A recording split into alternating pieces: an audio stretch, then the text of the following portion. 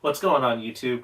So, doing a little bit of a different kind of video, more of a day in the life of, but not a full day, right? I just kind of want to highlight some of the things that kind of go on that you have to do when you own your own business. That maybe, they're not glamorous, it's not really exciting, but it's just something that you have to do. So, what we have here is we got some boxes today. This is some Japanese supply restock. So just kind of pop these open, show you guys what I'm getting, what's selling, and let's, since we have Japanese, let's chat a little bit. Let's talk about Japanese. What is going on with the Japanese market? A lot of you guys may sell Japanese for your businesses because it's something that you can actually get. A lot of you guys that want to start your business may be thinking, okay, well, English is so hard to get, maybe I should start with Japanese. And that's how I started. What I can tell you is right now, it's really hard to start with because the prices are so crazy. When you think about it, right, the whole reason why Japanese was interesting to a lot of people before is because it was accessible, it was cheaper, right? English, very expensive, hard to get, so Japanese was kind of the natural next best thing. Because so much demand has jumped over to Japanese, the accessibility and the pricing on it, it's not really good anymore. When you think about it, the Japanese domestic market was very small, right? And then you have all this Western demand from the US, all this Western demand coming in from Europe, and you have, this much product is printed for the Japanese domestic market, and you have all this external demand trying to gobble it up in addition to domestic demand, and it just doesn't really suffice. So Japanese has become incredibly expensive. Okay, so my Japanese supplier, he's able to procure, I don't know how, a lot of interesting things, right? Not this. This is this Cyber Judge box. This. These are English, right? English Magic the Gathering, Final Fantasy, Chocobo bundles, right? English version. Don't know how he gets them. He does. He sells them to me at a price point where I'm able to actually sell it and make a little bit. So, there you have it. I got a few of these boxes here. Magic the Gathering, Chocobo bundles. It is kind of a cool looking box. I will give it that. It's interesting to me that Magic, at least on these ones, don't completely seal the entire box up. So if you guys are familiar with it, right, there is no shrink on it. It has these tamper-proof pieces of tape on the side. But the box, I don't know how well it shows up on the camera, but it kind of has like a very holographic finish on it. Very cool box, very cool. Now, going back to the Japanese market, one of the other things that is going to be affecting it is, as of August, the Pokemon Company, well, let's back up. A lot of the product now coming from Pokémon Center in Japan is now on a lotto system, right? Very similar to what has recently happened here in the States due to demand, is now if you want to buy something from Pokemon Center, you have to be invited, right? So it's no longer before you jumped in queue, had your chance of buying something. Now, you have to be invited to be able to jump into the queue. What metrics you're using to determine who gets invitations, who doesn't, I have no idea. But that's something that, that they've been doing here in the US as of recent. Japan's been doing it for a while. In addition, starting in August of this year, they are now going to require all purchases require your Japanese ID, right? So this is to prevent people that are not Japanese citizens. Basically, they want to keep domestic product available for domestic demand. So that's also going to be driving the price up. In addition to, limits and limiting who's able to obtain product, it's now going to make the ability to export product in quantities that much more difficult. So just be aware that if you're looking at doing Japanese, Price points, I do not anticipate to get any better. I know people are saying like, oh, hey, this set's gonna be reprinted, this and that set's gonna be reprinted. It doesn't matter. Okay, honestly, it doesn't matter. The reprint is based on domestic market demand, not the external demand that's coming from out of country. So it's not, you can reprint 5 times. You can do 5 print waves of any given Japanese set. It's not going to make a difference because the demand is just that big, and the reprints are going to do that. Okay, what do we got here? Oh, so we got some One Piece.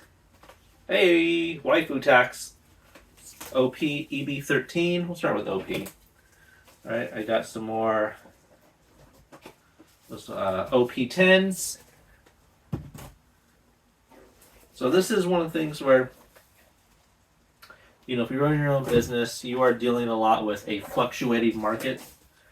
You need to make sure you're staying on top of it. Japanese markets move much quicker, 12, than English domestic market. So it's very easy for you to buy something and get burned on it the very next week, particularly with new releases, right? So a lot of times what happens is OP15, you're going to say a new set comes out, you get your pre-order in, let's just say for the sake of, easy numbers, you paid 15,000 yen to reserve some boxes. A lot of times, that first week, the price is going to drop on you.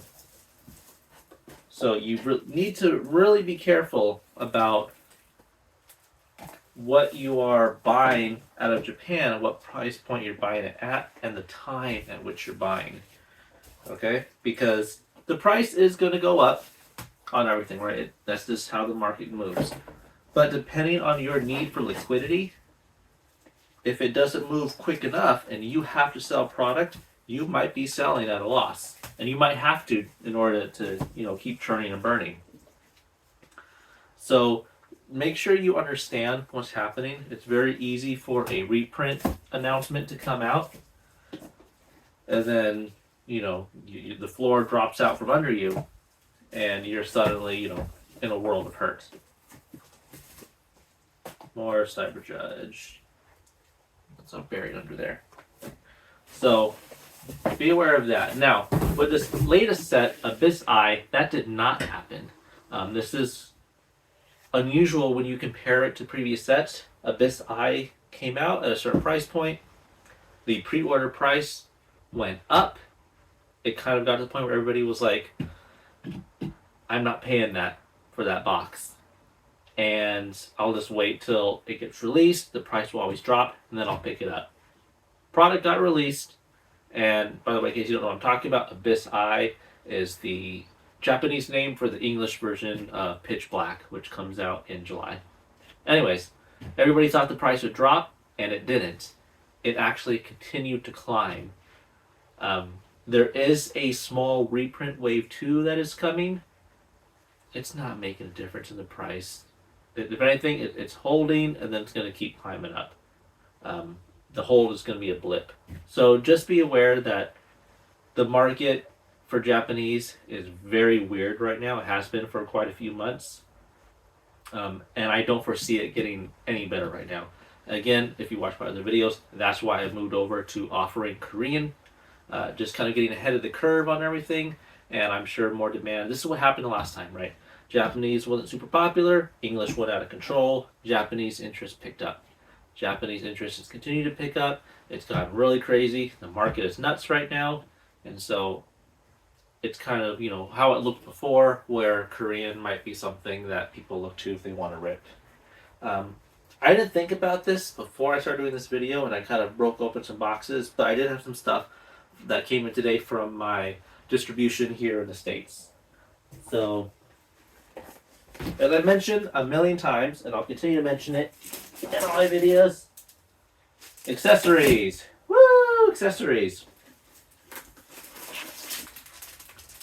There's some Pocket Pro binders. These ones are just 9 regular pockets. No pro, nothing. Now you guys can get your Char Lizard right there. So accessories. Distribution loves when you buy accessories. If you want to get anywhere in terms of building allocation and building history, you need to buy accessories. You need to buy a lot of accessories. You may be wondering, okay, well, how do I move? Here, let me just kind of show you here some other stuff here. I kind of got off camera. I got 3 cases of these. I've got a bunch of regular top loaders. I got about 3-4 cases of regular top loaders, 2 cases of premium top loaders, and then I got 3 cases of these bad boys. Right, these top loader penny sleeve combos, and I got a case of penny sleeves.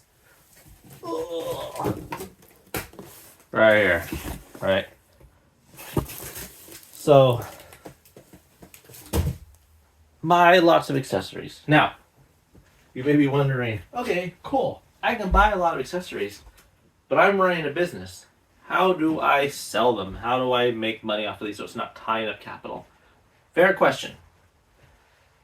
For a lot of the accessories, right, the top loaders and whatnot, those are something that's kind of always in demand, right? So those will move at a steady pace. Everybody's ripping product, they need accessories.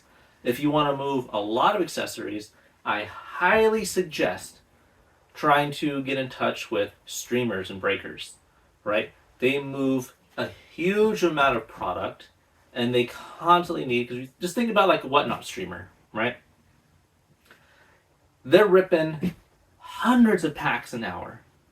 Every single one of those hits that comes out of those packs has to be shipped out to the winning bid, right? So that requires immediately, right there on screen, they got to penny sleeve it, put it in a top loader, prepare it to ship out, right? So they're going through tons and tons of these things.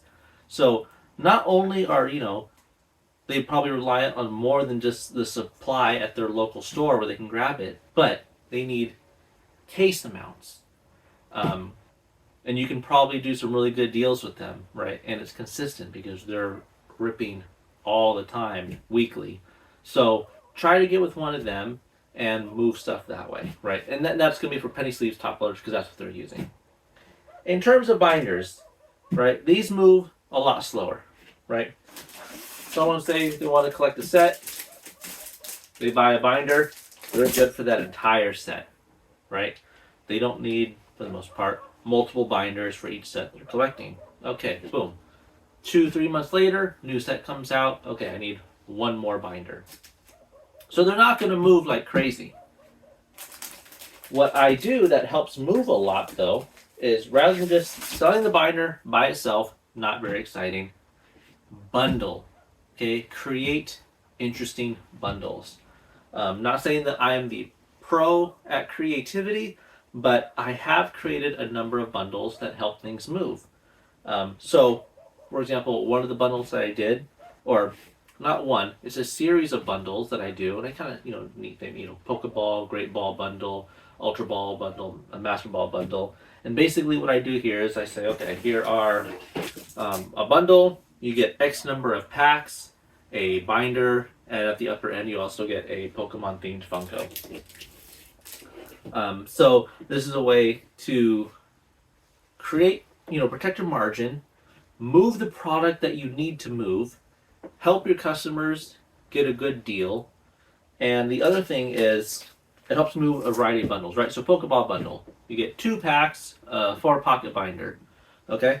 I don't have any 4 pocket binders here, but that's how I move 4 pocket binders, right? These cheap little bundles, couple packs. Moving up from there, okay, Great Ball, 9 pocket binder, a few more packs. Move up from there, 9 pocket Pro binder, a few more packs and a Funko, right? Move up again, Elite binder with a Funko and a lot more packs. So this moves a variety of different tiered binders. In addition, a lot of times what I'm able to do is the packs that I'm selling, they come from product that got damaged. It doesn't affect the packs, but I can't sell the box, the sealed box. So say I got an ETB, right? And oh man, the string on this has got a giant tear in it, or a corner got completely smashed. I can't sell it like that as a sealed item, right? So what do? Okay, well at least I can still extract value out of it by selling the packs that are in there as part of these bundles. So it's a way to move inventory that's damaged and move a variety of these products. And then you can do fun themed ones too. Like I did a themed bundle for Easter. You can do like a beginner's kit, right? I did one was like a 4-pocket binder, a couple packs, and a a battle starter deck, right? For kids that want to kind of get into it and start learning. So get creative with it, right? Another thing that you can do is take a product in which you have really good margin and is in high demand. So, for example, for me, it's the Ascended Heroes Elite Trainer box, right? And I don't have any with me right now. Actually, sold out my last one this morning, so I got to order some more. But it's the 9-pocket binder, Ascended Heroes, and I only ever have a few ETBs at a time, but I bundle it with the binder, right? So whatever the prices you would normally sell it for, add a little bit in,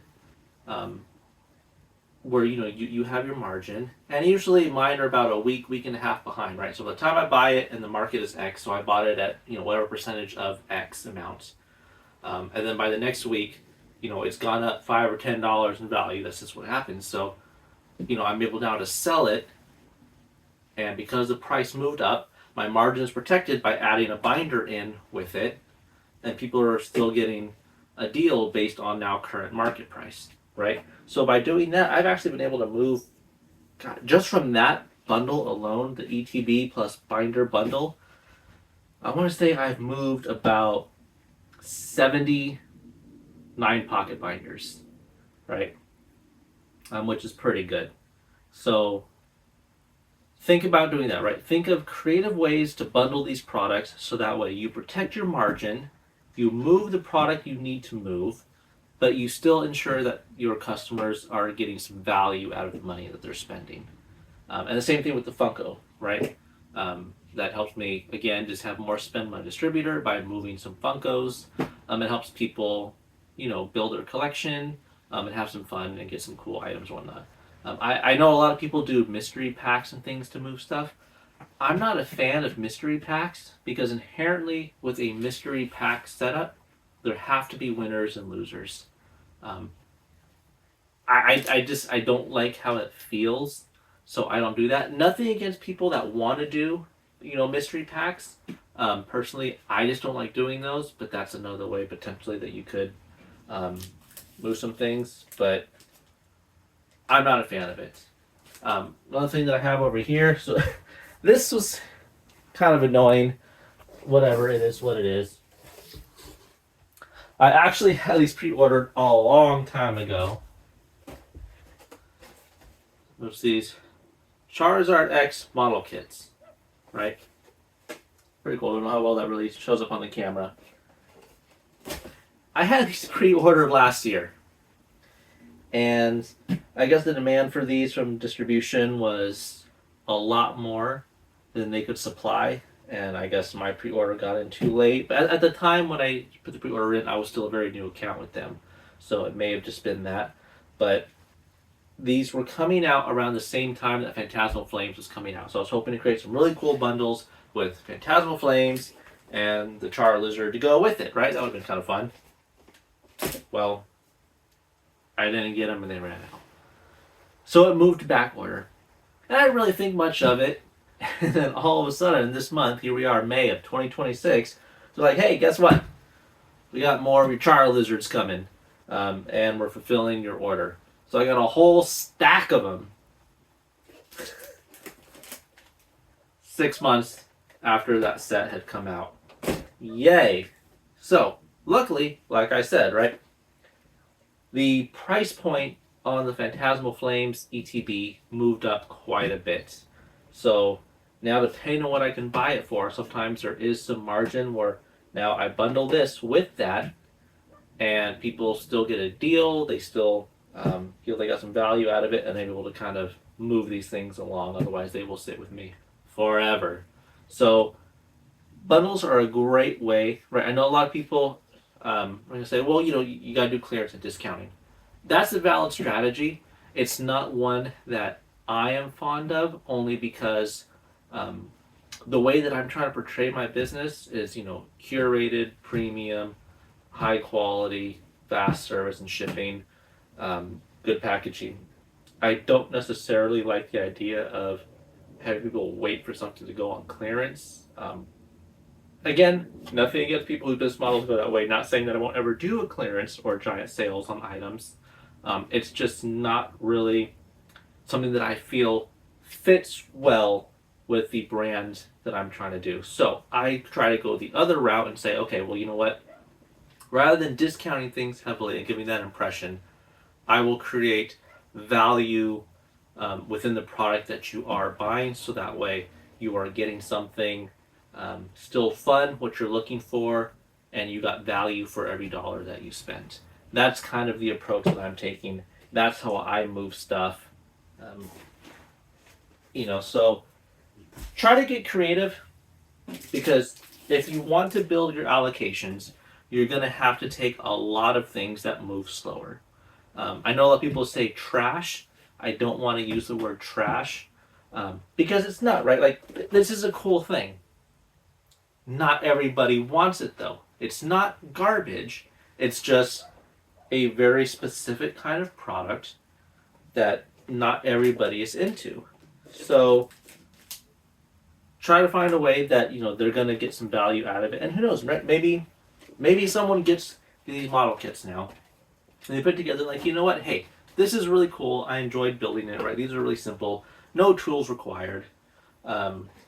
And they can put it together. It looks great. And they say, you know what? Hey, I like that.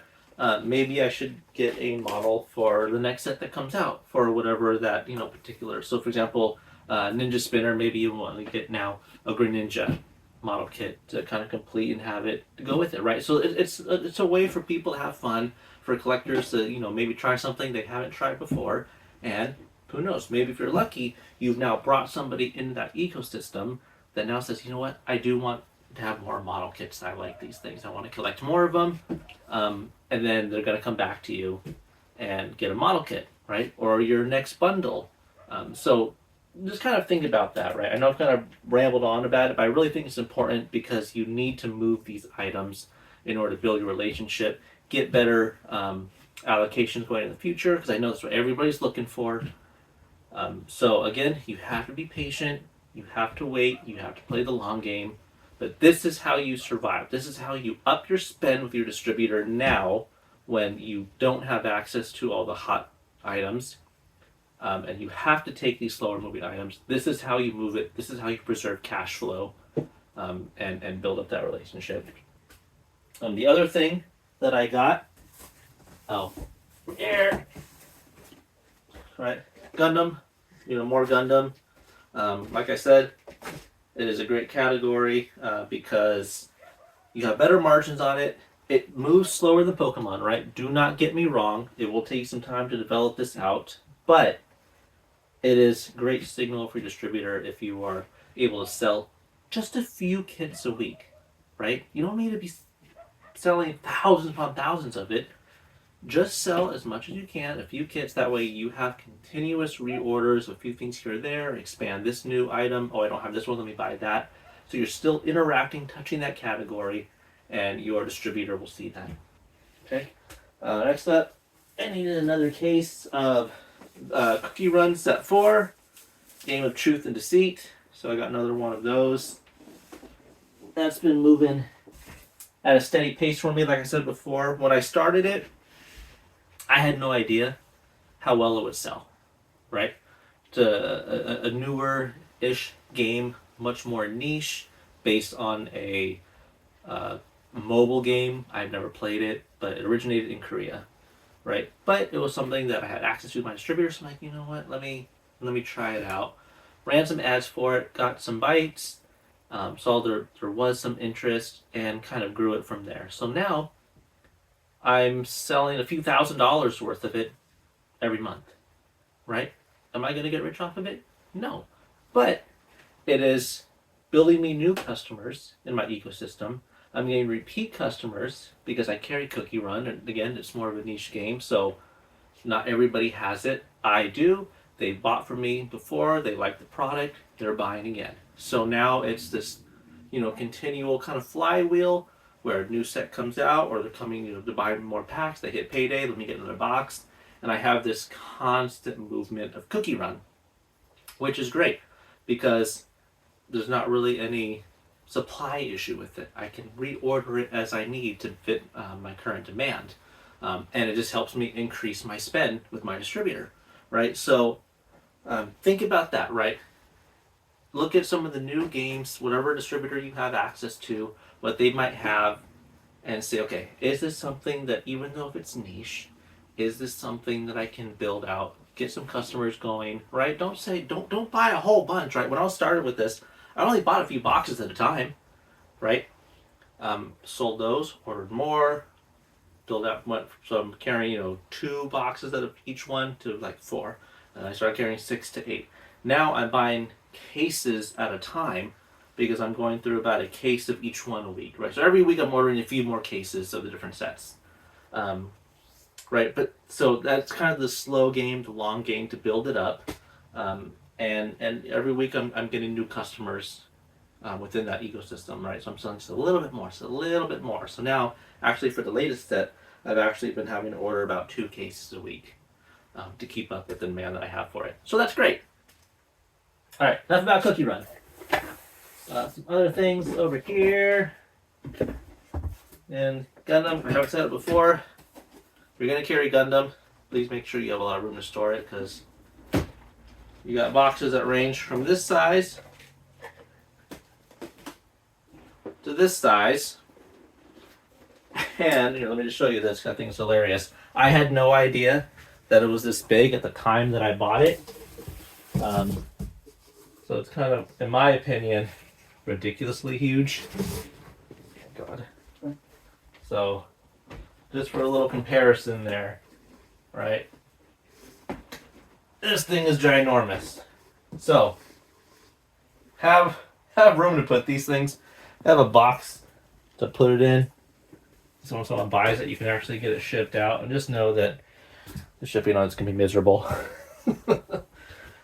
It's a big box.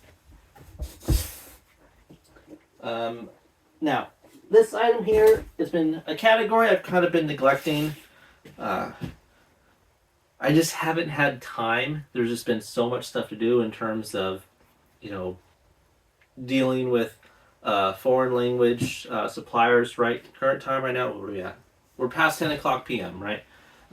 Kids are in bed, wife went to bed, that's why I'm now able to kind of do this stuff.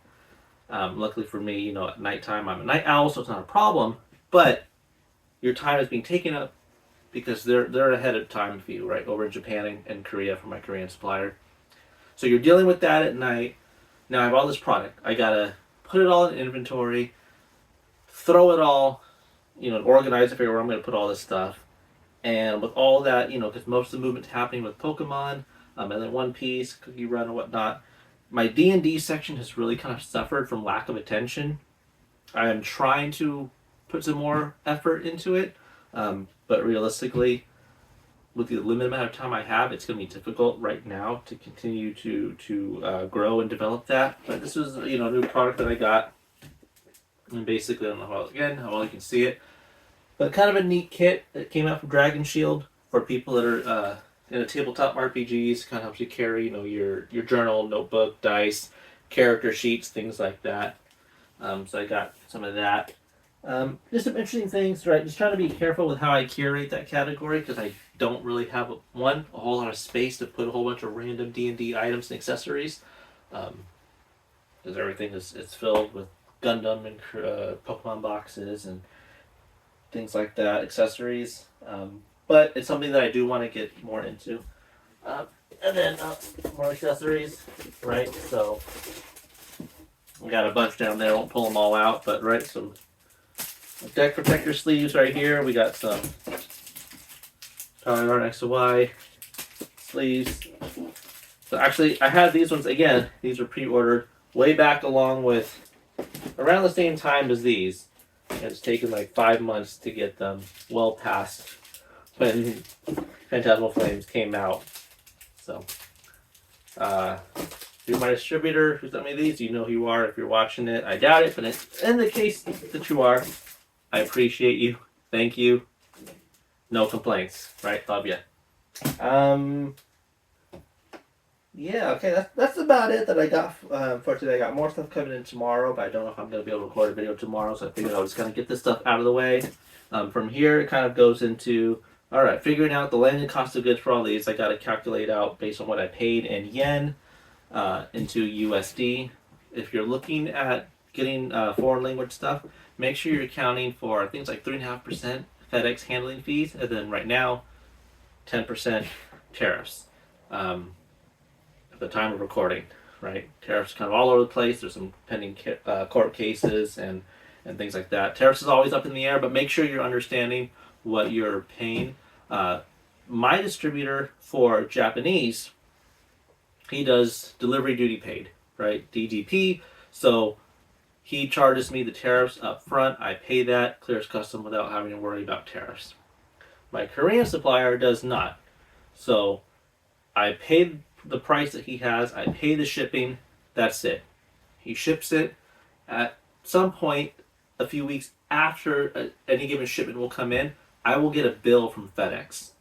And that bill will have the calculation for what the tariff is, and I'll pay them that fee. Basically, they front up the fee to get it to clear customs, and then they're going to bill you after. So for those of you that may be buying something, say, from eBay that's coming from out of the country, just know, double check and see if that price is including the tariffs. If not, you will get your product and then expect a bill from FedEx or the carrier, DHL, whatever, that you're going to have to pay, and that's going to be your tariff liability. So just make sure you're correctly calculating your cost of goods landed, so you're not thinking, oh, this is my margin, I can sell for this, let me buy a whole bunch, and you kind of find out, oh, crap, okay, I got a giant bill coming in I was not prepared for. So just understand landed cost of goods and all that, and make sure you're calculating that out correctly. That's about all I have for you guys tonight.